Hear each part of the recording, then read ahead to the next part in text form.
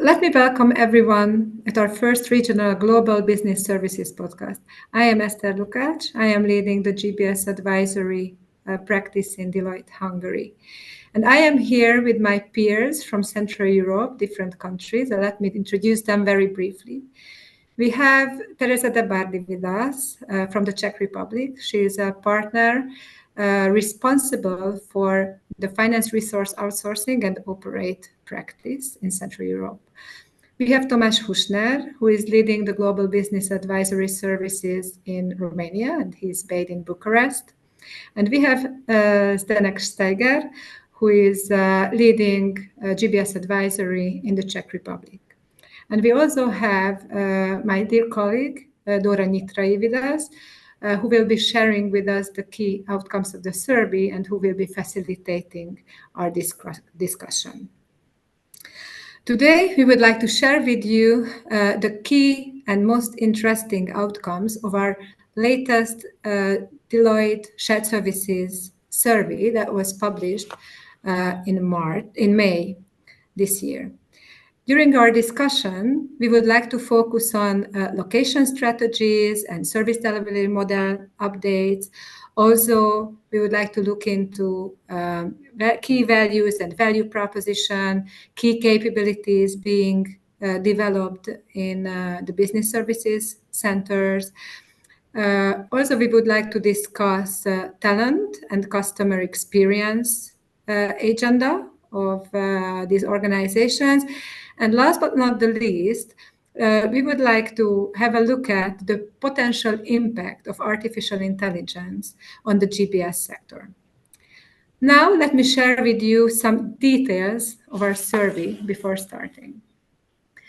This year, more than 2,000 respondents completed our GBS survey from 8 different industries, out of which retail and consumer products, wholesale and distribution has the highest representation. That is followed by life sciences and healthcare, and then industrial products and construction. In the 2025 survey, we had respondents from leaders in over 30 countries, with top locations present in more than 50 different countries. The survey included leaders based not only in the headquarters or in the parent organizations, but also in their respective GBS organizations. And approximately 15% of the respondent companies have an annual revenue of over $50 billion. And now let me give the word to Dora, who can start sharing with us the key outcomes of the GBS survey. Thank you, Eszter, and thank you for the opportunity. Starting with the GBS location and delivery model section, one of the standout findings is that more than 50% of GBS organizations are planning to expand their operational footprint. This expansion is largely driven by increasing demand for support of more functions or markets. Conversely, for those GBS enterprises that indicated plans to reduce their footprint around 12%, the rationale is very different. It's not about scaling back operations. It's about leveraging digital capabilities such as automation, AI, and advanced analytics. This dual narrative, one of growth through capability expansion and one of optimization through digital maturity, paints a very complex but exciting picture for the future of GBS space. Given these results, I would love to get your perspective on how the GBS footprint evolving in the Central European market. What is your standpoint? Okay, let me have this question first. I know that in Central Europe, there are several mature GBS locations with hundreds of business services organizations, and there are still more and more companies who are deciding on establishing new centers in the region. The largest expansion can be seen in Romania, in Bulgaria, and at Poland. Nevertheless, there is still room for growth in the Czech Republic, in Hungary, and in the Baltics as well. There is ample talent available in the region with wide business services experience, given that in the past 20 years, a whole generation of business services professionals have been nurtured in this sector. But also you can find new niche and new technology experience in the sector from the Balkans to the Baltics. Lately, we have experienced competition from other European locations like Spain or Portugal. But I am sure that Central Europe have their distinctive comparative advantage, having a large diversity in our culture, in our language capabilities, in our professional expertise, and also the cost levels. And that really enables a very quick development of business services in the sector. The other trend that we have witnessed recently is that companies started automating their transactional processes and transitioning these processes to lower cost offshore locations. In line with that, services provided by GVS organizations in Central Europe are surely and gradually going to a more sophistication level and higher value add activities. For example, digitalization, AI, data management, M&A support, or even legal services. Besides that, there are several examples for public-private partnership in the region that also contributes to the support and development of this sector. So turning to location strategy, India, the United States, and Poland continue to dominate the top 3 preferred GPS delivery destinations, thanks to their scale and talent depth. Hungary, Malaysia, and Spain remain strong contenders in the top 10. Surprisingly, Portugal has entered the top 10 for the first time, reflecting its growing appeal. Meanwhile, Costa Rica drops out due to rising cost. Mexico climbs into the top 3, fueled by strong tech talent, scalability, and cost advantages. Seeing this trend and these trends, what are your thoughts, Tomas? As Portugal joins the top 10 for the first time in the European market, does this suggest growing pressure or opportunity for the Central European hubs to reinvent their value proposition?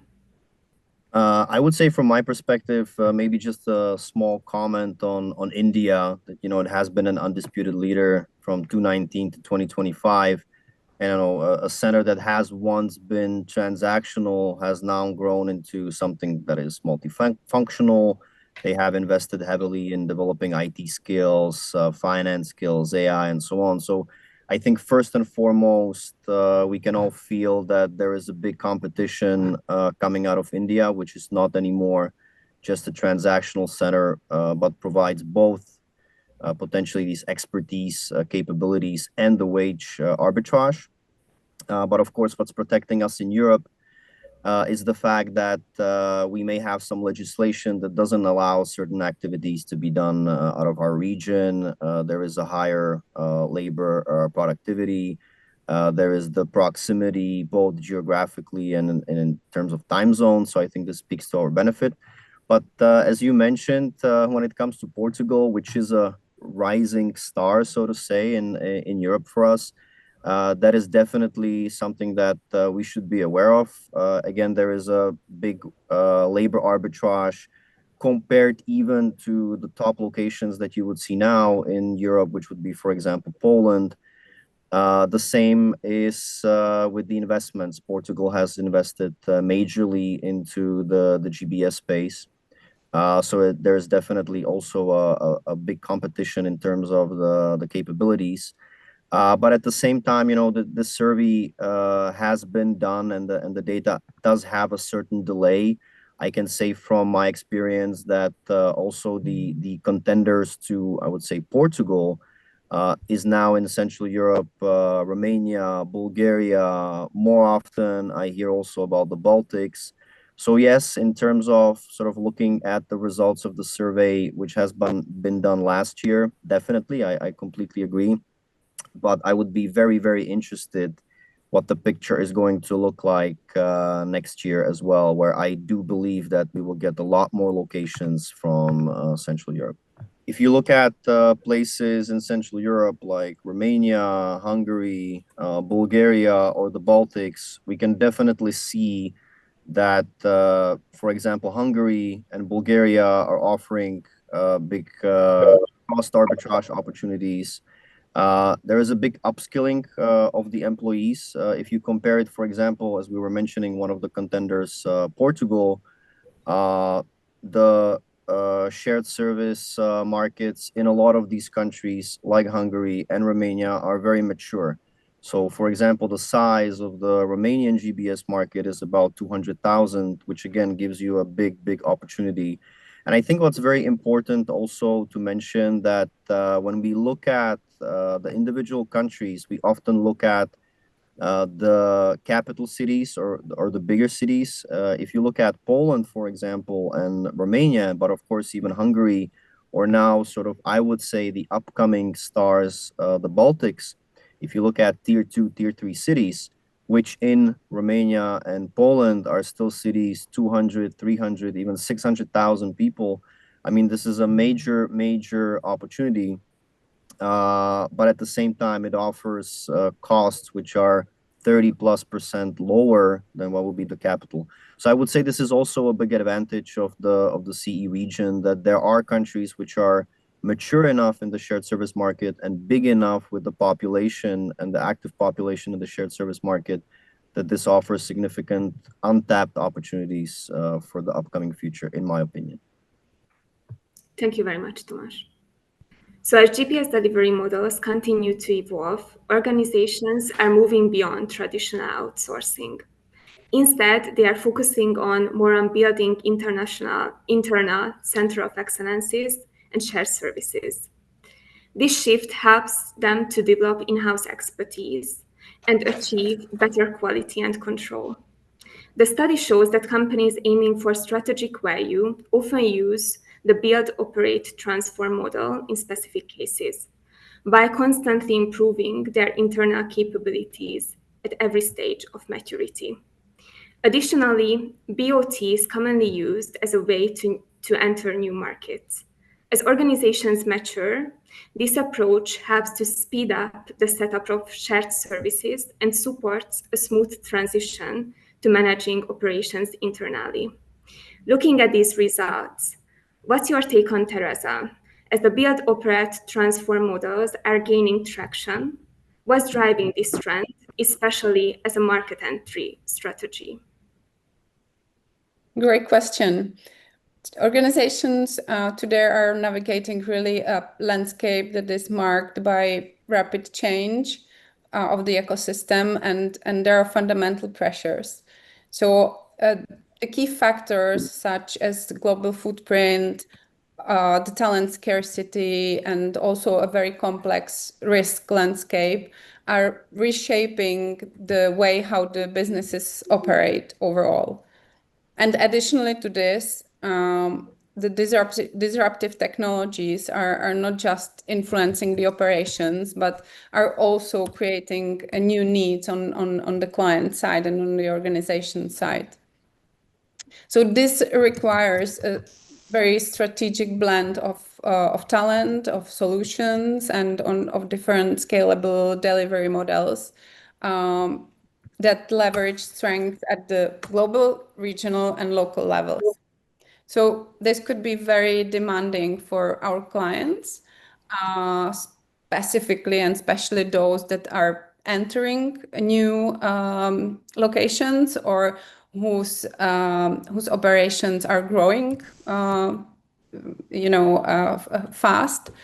And honestly, their core business lies somewhere else. So keeping finance and HR up to speed does not really generate revenue for them. So it's probably not the priority to invest in as well, in sense of using your talent and using your technology resources. So Entering new markets and creating centralized operations became really complex from all the above mentioned factors. And there comes the BOTT, so build, operate, transform, and transfer in the area of shared services. There it comes to play. So in general, organizations with relatively freshly established GBSs or shared services, and we can see that on the chart, are switching to more flexible models where the managed services portion is much more significant. Thank you very much, Teresa. It was very insightful. Thank you for your response. Moving to the GBS value and capabilities section, as we look at where the GBS space is heading in terms of evolving values and capabilities, over the past 4 years, standardization and process efficiency have remained the top focus for GBS organizations. Cost reduction and strong end-to-end process ownership also remain key goals to retain the operational enhancement. Looking ahead, the next 3 years will mark a shift, with digital transformation and next-gen capabilities becoming the primary focus. In line with evolving GBS priorities, organizations have already embedded capabilities like process excellence, continuous improvement, reporting and analytics, change management, and training. Looking forward, the most commonly planned capabilities is digitalization and business process mining, which is in the top list for the future GBS investments. Zdenek, these results bring up an interesting point: how Central European GBS hubs evolve from cost-efficient service providers into strategic partners, driving the enterprise-wide transformation. First, thanks, Dori. Thanks, Eszter, for inviting me. And maybe before I will answer your question, I really like the slide you are currently showing, yeah, because this is showing me if the priorities of the leads are aligned with the priorities I expect from them. Yeah? And we see quite, I would say, dramatic or significant change from the typical cost reduction, and standardization towards digitization. Obviously, at least from my point of view, this change is not accidental. It's quite natural evolution when we see how the technologies are evolving. And now coming back also to your question, we see in Central Europe so many GBS centers that are already mature, they have the ambition. And on the other side, they need to stay relevant, and they have quite, big competition, not only in Central Europe, but worldwide, yeah, because the technology is enabling to move the services, globally. So this is like, where I see that the GBS centers needed to adapt to the environment. Yeah, they started with the transactional activities. They had in Central Europe good cost effectiveness. We used to have, or we still have, good skilled multilingual workforce, but this can be replaced by the technology. Yeah. Then there was a massive shift to end-to-end, ownership, knowledge-intensive, complex processive ownership, which on one side was initially done for the GBS houses, yeah, but then the real improvements were also transferred to the entire organization, and those centers, they received as a remuneration, the acknowledgement of good services. In the past decades, we saw very often that the major service centers, they were implementing RPAs, AI at the beginning, machine learning. And again, they were the very, I would say, agile in the implementation. And on top of it, they used to possess the key talent, yeah, that is very quickly adaptable to the changes. One thing that when I spoke to the leaders, I see that the change that was visible on the slide is also acknowledged by the leaders for past several years. So they are adapting very heavily in the developing technical skills at their workforce. Yeah, they are upskilling or reskilling. They see the need, and this is where they are searching for competitive advantage because they need to stay one step ahead before the competitors. Where I see still the potential and what is still not being leveraged, but the technology will bring it, is that those GBS houses, they are very often sitting on a big amount of data. And the technology will enable us, to play with the data and not just look into the past, but look into the future and, and try to predict what should do and what's next. Yeah. And this is something that, if the leads will, adapt to it, this can also lead that they will become even more significant partner for the business as such. Thank you, But again, my reply or answer was not just directly for the CE, for the Central European centers.